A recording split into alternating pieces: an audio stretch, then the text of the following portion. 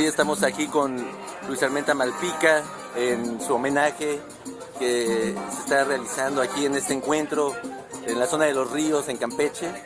Pues con un gusto y pues va a platicar un poquito sobre algunas nociones de poesía, siendo que pues eres editor, eres poeta y que en mucho sentido pues gran cosa parte de lo que se está haciendo ahorita en México pues tiene que ver con tu trabajo ya de algunas décadas respecto a la editorial. Entonces me gustaría preguntarte, tú que estás en eres un poeta que nace en el siglo XX, pero pues evidentemente el siglo XXI ya está en su pleno. ¿Cómo ves la diferencia de pensarse un poeta en el siglo XX respecto a pensarse ahora un poeta del siglo XXI? Bueno, vaya pregunta, ¿no? A mí me parece que el siglo XX lo podemos dividir en varias etapas. No se puede considerar, digamos, no puede ver arte, por ejemplo, con Paz, ¿no? O Pisa, con lo que estaba publicando a finales del mismo siglo. Entonces creo que es un poco prematuro hablar del siglo XXI porque vamos iniciándolo. Creo que sí hay diferencias, sobre todo en la última etapa del siglo XX, que es muy parecida a lo que está haciendo el siglo XXI, sobre todo por la parte de la poesía joven, ¿no? Se ha despegado bastante del movimiento contemporáneo, se marcó mucho al siglo XX, la parte media alta del siglo XX. En el siglo XXI o finales del XX ya no lo veo tanto. Estos grandes poetas como Paz o como Sabine no tienen la misma repercusión. La gente joven ha volteado más hacia la poesía norteamericana o hacia la poesía, digamos, del sur, ¿no? Argentina, Chile, Colombia.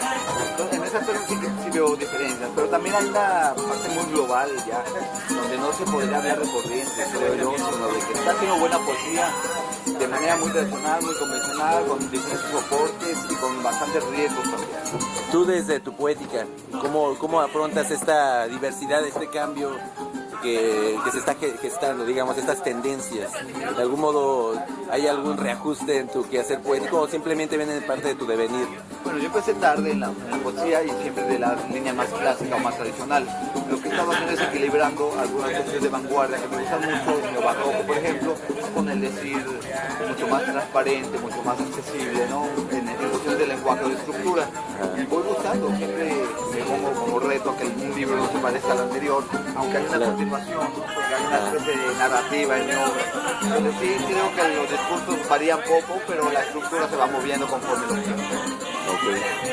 Tú como editor, ¿qué tanto ha tenido que ver tu trabajo, tu quehacer, digamos, editorial con tu poesía? ¿Qué tanto ha influido? ¿Qué tanto se influye lo uno con lo otro? ¿Cambia tu perspectiva como poeta a partir de de la edición? Yo creo que sí, bastante. Cuando estoy trabajando un libro, por ejemplo, con Abigail Borges, tiendo mucho a irme a sus fuentes para entenderlo mejor, o a María Negroni, que estuve comprando, hicimos En la boca del infierno, que se va a hacer en marzo. Entonces leí la novela de Mojica Lainez, compré la ópera de marzo, en el Papo más o menos. Y eso claro que influye en el trabajo. Entonces en algunos libros, el libro más reciente, viene un texto a partir de la obra de Negroni, viene un texto a partir de Néstor Perlón, que también lo trabajé. Siempre va a haber una parte acumulativa, ¿no? De eso que estás haciendo.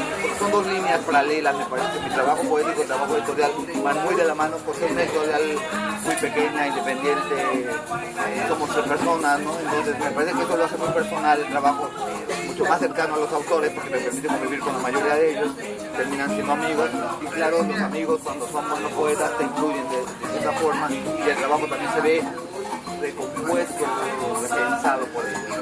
Y en ese mismo sentido, siguiendo la línea, ¿qué tan relevante ves ahora, en este principio de siglo, el trabajo de las editoriales alternativas y las independientes por otra parte? ¿O cómo ves esta aportación? ¿Hay una diferencia? ¿Hay algo que esté pasando en ese rubro? Porque también es un esquema de trabajo, digamos, para... Yo no creo mucho en las etiquetas. Nos llamamos independientes no porque había que poner algún nombre con una alianza editoriales mexicanas, pero entre las alternativas, independientes, subterráneas, me parece que buscamos lo mismo, que es la producción editorial, los libros que no salen en un mercado comercial, en eso nos parecemos, sean cartoneras o sean una editorial con más trayectoria como era, por ejemplo, con 60 años. En el fondo se busca lo mismo, publicar a los autores que no salen en los sellos comerciales, que no van a ser un bestseller porque no es la línea de creación, sobre todo lo que nos dedicamos a la poesía, como el caso de Mantis, que se especializó en la poesía. Yo me identifico identifico mucho más con esos sellos, que les llamen como quieras, pero que están creando o proponiendo nuevos poetas, nuevas maneras de ver la poesía, y no tanto lo que ya está asignado, digamos, el reconocimiento, los autores que ya son muy conocidos, y que estemos casados con la poesía o la más riesgosa o la más joven, porque hay autores de trayectoria y hay autores de primer libro también conocidos. Creo que en ese aspecto también mucho equilibrio, ¿no? Ahí dices algo muy interesante, bueno, que también mete como el interés respecto a cómo crees que sea ahora el proceso para que un poeta tenga legitimidad en estas épocas. Tendrá que ver estas estructuras.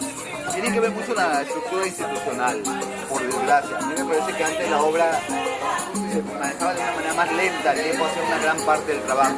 Y ahora te ganas un premio como en la Reno, una beca del Fonca, y eso te pone ya en los aparatos, en el reducto. Yo desconfío un poco de esto, porque cuando pasa el fenómeno del apoyo institucional, simuletas a ver quién anda, y en cambio en el camino anterior uno tenía que aprender a caminar, ¿no? A gatear, a levantarse. Entonces creo mucho en este tipo de paciencia. Me gusta más cuando la gente, incluso la más joven, no se apoya completamente en la institución, lo que busca su derrotero, no un derrotero propio, que puede estar apoyado, no le digo mal a las becas ni a los estímulos, pero que no sea lo único que esté persiguiendo el poeta. Primero está la obra y después viene lo demás, ¿no? Los accesorios, y no buscar el accesorio para poder legitimar la obra. Sí. Bueno, acercándome un poquito a tu poética respecto a un poco la lectura sangrial, algunos acercamientos, un poco lo que leías ayer, por ejemplo, este poema donde hablabas de Dios. Y bueno, ¿cuál sería el reto? Vamos a ponerlo, si es que hay un reto para esta poesía, que puedes caer dentro de una mística o puede ser una especie de poesía mística, vamos a, ¿por qué no decirlo de ese modo? Hay alguna que es muy profana, por supuesto, dentro de estos símbolos.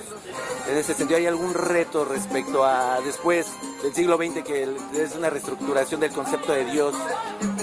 ¿Cómo el poeta abordar a Dios? ¿Hay algún reto al respecto de este concepto? ¿Cómo aportarle algo al concepto Dios?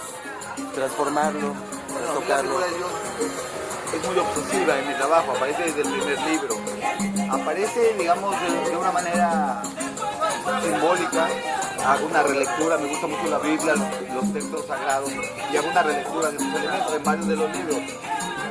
No estoy buscando riesgo cuando tomo la figura de Dios, realmente lo que pretendo es un acercamiento, ¿no? Muy personal, porque yo tengo muchas broncas en la cuestión de la iglesia. Creo mucho en la figura divina, pero más en la figura divina que parte del hombre, no tanto la que crea la iglesia.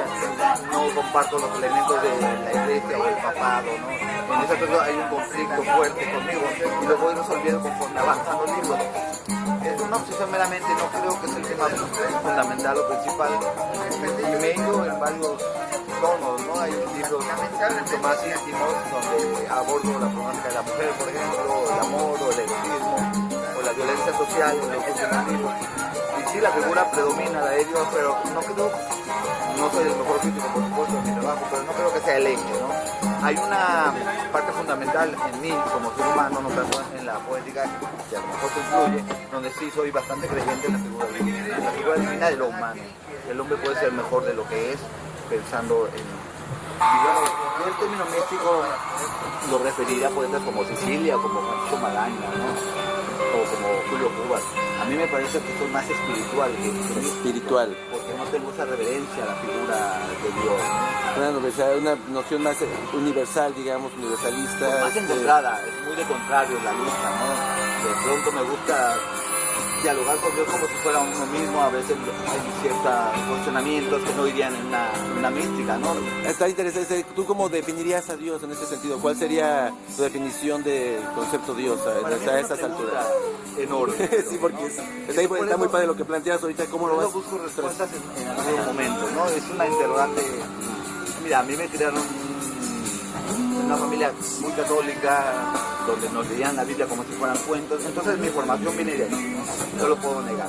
Pero también este conflicto que mi padre, por ejemplo, no cree en Dios, mi madre era muy de círculos de lectura, bíblica y todo eso. Entonces quizá ese choque, ese enfrentamiento, también lo tengo mucho en la cuestión de figura femenina y masculina, y lo visualizo mucho en un Dios que quisiera más neutral, no el Dios todopoderoso que es masculino, ¿no? Tampoco esa divinidad a la que hay que arrodillarse y alabar como la Virgen y tal.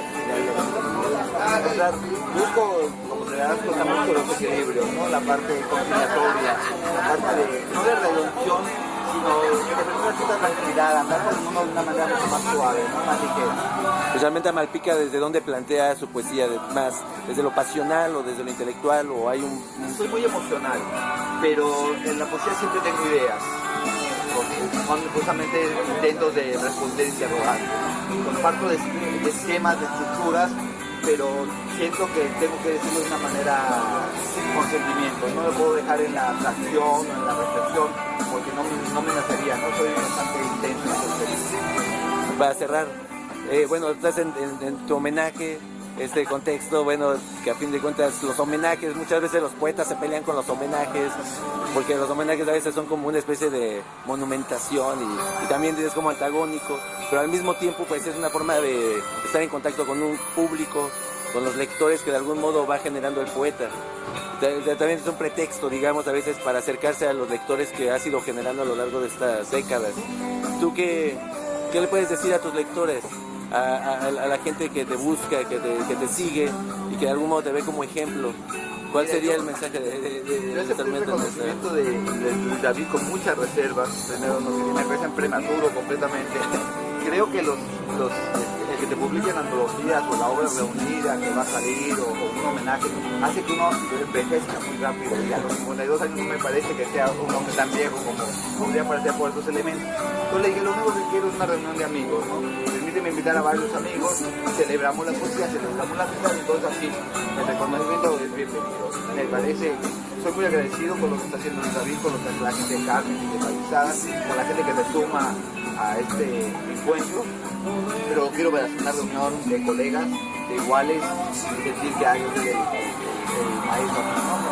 En homenaje que yo he estado como público con Hellman, con Pacheco, me parece que ellos sí son homenajes, ¿no? Que es cuando se deben hacer, con Carlos Rojas, a esas figuras que nos han dejado una impronta ya muy fuerte en la poesía, no nomás nacional. En mi caso no me siento que estoy en un momento para un homenaje, no me parece prematuro, lo agradezco, le digo perdón, pero sí. Pero, ¿cuál sería, qué le quieres decir a tu público, a tu lector? Eso, bueno, es una buena pregunta. ¿Escribes para un público? Porque digamos, bueno, ahorita derivando un poquito la pregunta a partir de esto, ¿qué poder decirle a tu lector? Tu obra, evidentemente, ¿no? Pero escribes para algún lector especial, algún público. Mira, los que se han acercado, que yo creo que nos pasa a todos, no nomás con homenajes, sino que tú publicas un libro, alguien se te acerca y te hace un comentario agradable o crítico, siempre se va a agradecer porque te está comunicando con el otro. En la poesía casi todos los que escribimos queremos ser leídos por alguien más, ¿no? Y cuando ese otro te dice que le gustó, que no le pareció, y empiezas un diálogo, ahí está cumplió la función del poema y de la poesía. Entonces, si esto sirve para que haya más diálogo con otros lectores, con otros amigos, con otros colegas, yo voy a estar con puertas abiertas para el diálogo. Me gusta mucho cuando me dicen, me gustó un poema, cuando me dicen, ¿sabes qué? Yo encuentro sus problemas en tu trabajo. Porque finalmente es un trabajo que está en formación, que está en progreso, que no es el último libro ni la obra más perfecta. Claro que tiene que irse puliendo, tiene que ir afinando con el tiempo y con estos comentarios. Yo le pediría al lector, si lo hay, esto, ¿no? Que entablar el diálogo de una manera muy franca, va a ser bien recibido cualquier comentario y me va a servir para seguir afianzando una poética que ahí sí tengo ciertamente definida, porque ya son varios años de trabajo, pero que puede encontrar otros caminos. Y un lector me puede dar un camino. Claro que sí. Pues muchísimas gracias.